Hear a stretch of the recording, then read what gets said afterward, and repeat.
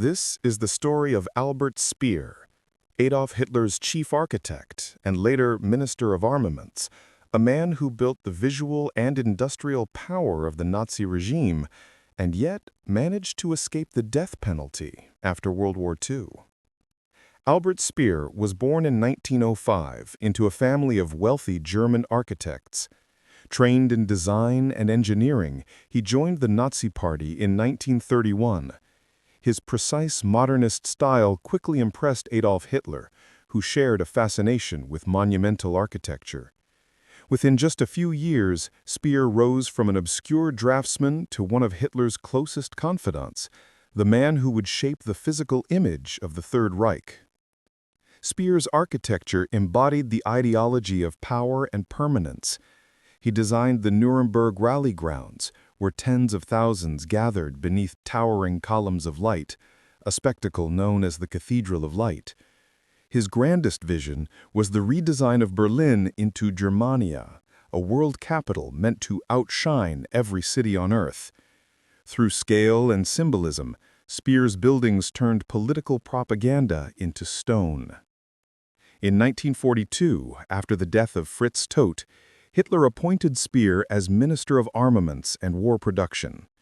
He brought ruthless efficiency to Germany's collapsing war economy, increasing output even as the Allies bombed German cities. But this success came at a horrific cost. Speer's ministry relied heavily on forced labor, millions of prisoners from occupied Europe, concentration camps, and slave laborers who toiled and died in brutal conditions. Whether by ignorance or complicity, Speer's work was tied directly to the machinery of oppression. When the war ended in 1945, Speer was arrested and brought to trial at Nuremberg. Many Nazi leaders denied guilt or justified their crimes. Speer took a different approach. He admitted a general moral responsibility for what had happened under his administration, while denying direct knowledge of the Holocaust.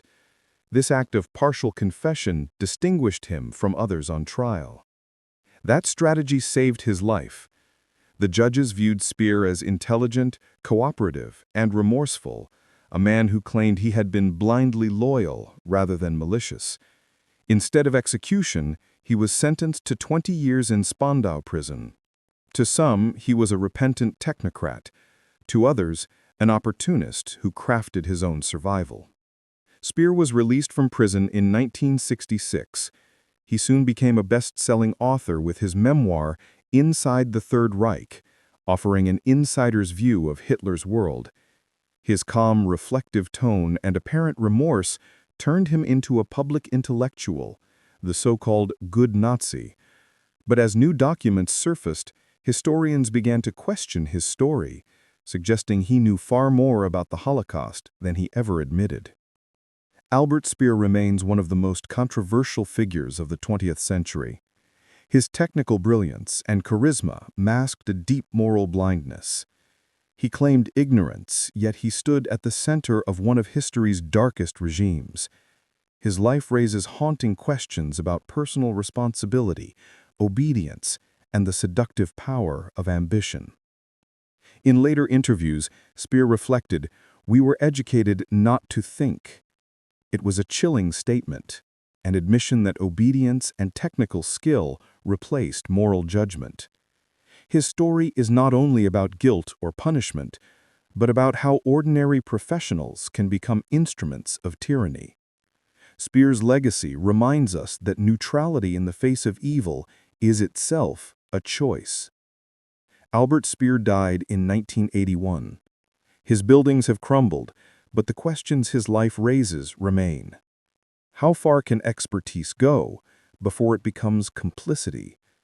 And how easily can intellect, discipline, and talent be used to serve destruction instead of creation?